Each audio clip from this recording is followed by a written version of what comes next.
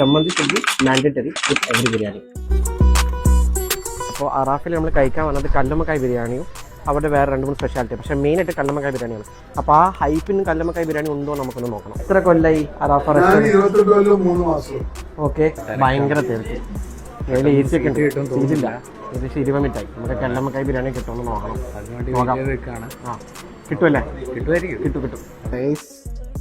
ഇത്ര മണിക്കൂർ കാത്തിരുന്നതിന് ശേഷം ആഗ്രഹിച്ച കല്ലുമ്മക്കായ് ബിരിയാണിയുടെ എത്തിയേക്കാം.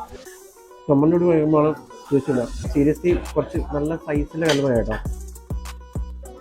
ഹെവൻ.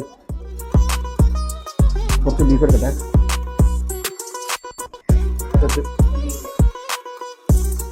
ഇത് കല്ലുമ്മക്കായ് വൺ ഓഫ് ദ ബെസ്റ്റ് കല്ലുമ്മക്കായ് ബിരിയാണി അറാഫ തന്നെയാണ് കേട്ടോ കണ്ണൂർ. ഇവിടെ ഈ ബീഫ് ഡ്രൈ ഫ്രൈ സീന് സാധനം കേട്ടോ. റെസിപ്പി ഇതേപോലെ വെക്കാൻ അതേ ടേസ്റ്റ് സെറ്റപ്പിലാക്കി കൊണ്ടുപോകാം. ഓക്കെ, ഇപ്പൊ നമ്മള് രാവിലെ ഡയറക്ഷൻ ഞാൻ പറഞ്ഞു ഓക്കെ, ഞാൻ എല്ലാ ട്രീറ്റ്മെന്റ് എടുത്തിട്ട് അത് ഉണ്ടാക്കാൻ വേണ്ടി പറയും.